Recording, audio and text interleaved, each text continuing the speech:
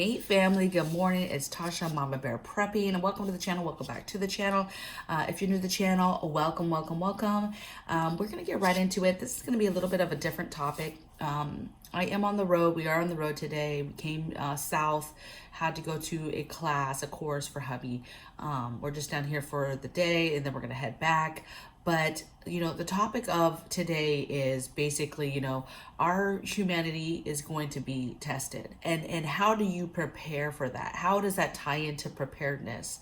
And I think the biggest piece is that when something happens, when things happen, events happen, right? Crazy, hard to deal with things happen in life. It comes down to people's individual grit and flexibility and their skills to cope with different things and to adapt with different things happening around them, right? And I think that when something happens, which I would venture soon, we're gonna see, we're gonna be tested, right? And when I say tested, I'm talking about tested with people, different types of people, scared people, right? How to handle scared people. People that are fearful, right? They don't know what to do. They are scared. They're gonna need help, right? Dangerous people. You're going to run into dangerous people. You're going to run into desperate people. People who maybe wouldn't have done certain things in the way that they might consider doing when things get tough, right? Some people, revert, right, and go backwards and shy away from something, but sometimes heavy situations bring out the boldness in people and the strength for people to do things that maybe they wouldn't do, okay? And some of those things could be bad. You're gonna see hostile people, agitated people. Now, we're already seeing this, right? We're seeing, I'm sure some of you have been out and about and ran across people that were agitated, and you have all the types of crime going on, personal, people on people type crimes, people doing stuff just to do it. Right now, we were watching the news in Tacoma area, somebody's setting fires, just literally all around town, just setting fires. They're agitated. They're upset about things, and they're taking it out on people. And that's happening quite a bit around our country, right? So agitated people, hostile people, how to maneuver around all these people and stay safe, right? And a lot of people would say, yeah, it's a gray man mentality, right? Just blend in, mind your business, do what you got to do, and move on, right? But I would say that there's a few other things. So I'm gonna go over, I'm going to tell you a couple examples, right, that have happened to me recently, and then I'm going to tell you some things you can do to prepare for when we get to the point where we're really being tested on our humanity and our kindness, and we're being tested with the type of people that are coming across our path and the decisions that we'll have to make concerning people in general, right? And interactions with people. So I already told you the story a couple days ago about the neighbor coming over, running over, just so fearful, so scared. Father had fallen down, just so desperate for help, right? And that desperation obviously was because that was her family member. That was her father. He had fallen down. He was literally face down on a pillow, suffocating. And they did not have the strength to pick this poor man up. And, I say that because they were so desperate, and I could just feel the fear in them, right? And so things are going to happen, and you're going to have to, you have to be a strong person, a person of grit and strength to be able to handle and maneuver through different people, right? On the way here, we got into an accident, right? I don't know if you would call it a full-blown accident, but basically my fault was getting into a lane. I have a very big vehicle, and this little tiny Tesla was in my blind spot, and I didn't see her. And so she starts blaring the horn. I, scoot back over, but I made contact with her. So we pull over, and this lady is shaking so bad, and she is so fearful of what happened. And obviously anybody would be shook, right? She's in a little tiny car, this big old monster of a vehicle's coming over, big old monster. Like I have a monster vehicle, monster tires. And she probably was like, thought she was gonna die. And she had a young child in the car, and I just came up, and you guys, I literally just did what I normally would do. I came up, I said, are you okay? Are you okay? She's like, I'm just shaking. I said, just take a minute. There's nothing saying you have to get out of the car right now. Just take a minute, sit here. I'm like instinctively like rubbing her back. You guys, I can't explain it. I'm a mother. I'm rubbing her back. You're okay. Your son's back here. He's okay. She's like, I know. Basically, long story short, I did hardly any damage. I just clipped a little bit of my back wheel well hit the bottom of her mirror, right? Thank God too, because it's a Tesla, right? They're quite expensive. But I said, you're fine. I'm going to just go back to my truck, get my stuff, my information, and I'll be back. Just take your time. So she comes out. The whole time after she calms down, she is like, you're so nice. I can't believe you're so nice. I can't believe, oh, that's your son. I'm like, yeah, my son's here. This is my son in the car. She's just like, she can't even, she's surprised of my kindness, you guys. She's surprised of my warmth. And she's like, oh, you're a mom too. And right. And it's just, listen, there's kind people in the world. There is, right? And it's funny because on the other shoe, I do actually realize that when you come across somebody who is kind, it is kind of shocking. You're like, wow, that person was really, really nice, right? And so it matters. Being kind matters. In that situation, she needed it. She was a total mess. She needed somebody of strength to step in. And to be honest, her being so amped up and shaky calmed me completely down. I was like 100% the other way, very calming, very cool, collected, like, hey, we're going to handle this, no big deal, right?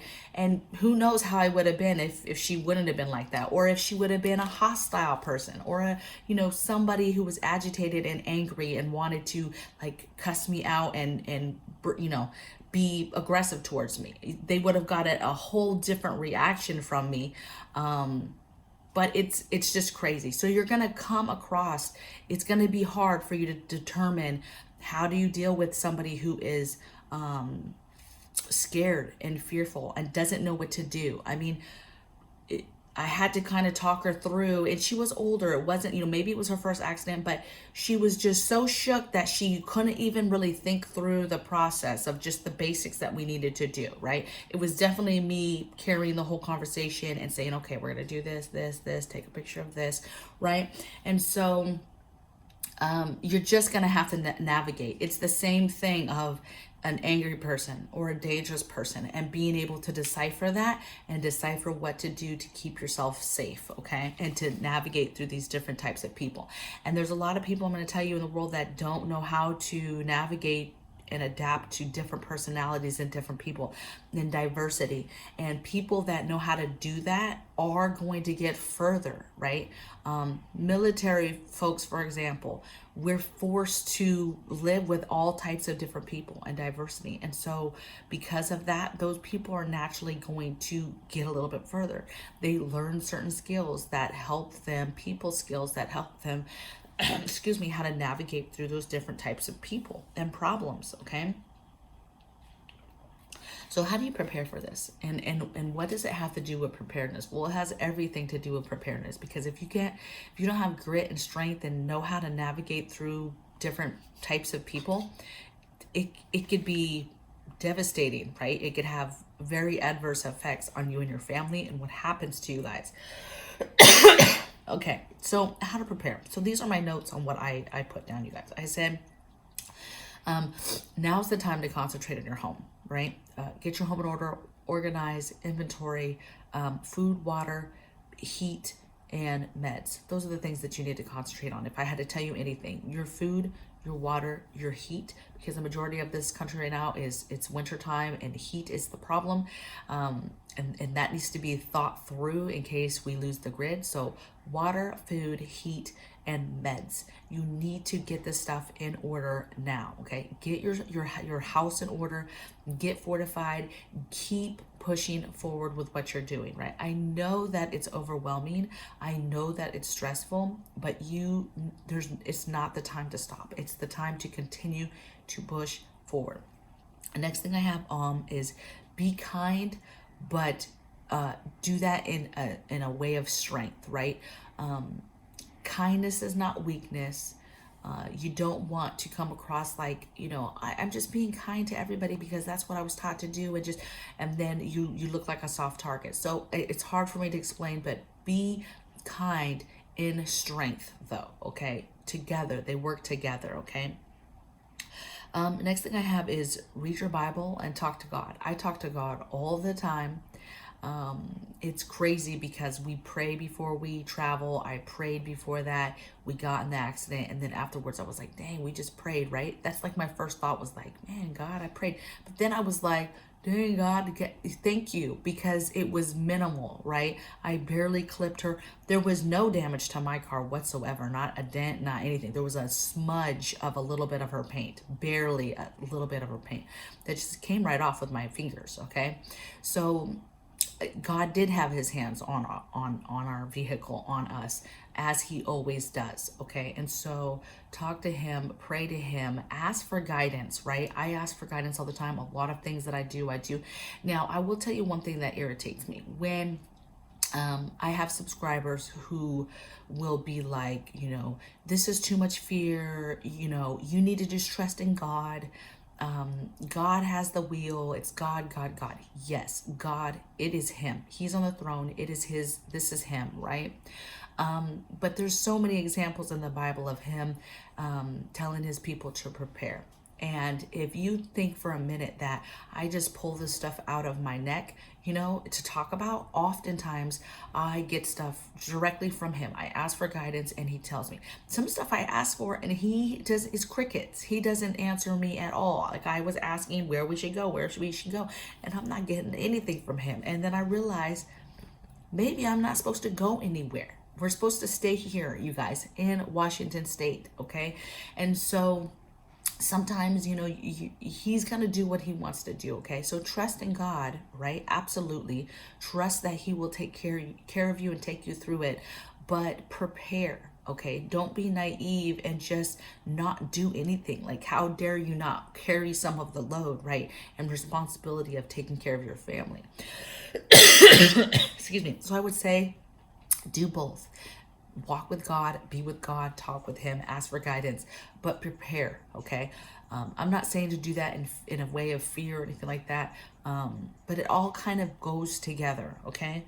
And the last thing I have is prep your mental game preps, right? All the things that have to do with your mental health, whether that's meds, whether that's doing certain things, entertainment things that make you feel good, things that make your family feel good, right? Connect your family and keep your family mentally safe, right? And okay. Because it's going to be nothing but a mental game trying to navigate through different people. That's what it is, right? And figuring out how to deal with people and in a way that you guys don't get hurt, right? And you guys are kept safe. So that's my 2 cents on, what's ahead for us. How do you prepare for it? And it's a prep that you've got to get going on it and figure out how you're going to do stuff. I would venture that of all these people, scary people, dangerous people, scared people, desperate people, right? There's going to be a lot of good people. But I think what's going to happen, though, is those good people, the majority of those good people, they're going to go in hiding, right? They're going to be gray man. They're going to be not out and about, right? They're going to be quietly living their lives, getting through whatever it is they need to get through, right? And so that's the unfortunate thing, is that there will be good people out there, but they will not be easy to find, and they won't be easy to decipher, because you'll have evil people that will pretend, okay, false gods, fake people that will pretend to be something to get to you, right? And so you've got to be ready for that. And that's the unfortunate part, that's why it's important now to make those connections with like-minded people now. Make the communications now so that you have those people, so you're not desperately trying to look for them yourselves, when things go left, okay? So I don't know if this will be too heavy for you guys. I definitely want to hear your guys' comments, and I'll see you guys tomorrow on the next video. Take care. Bye.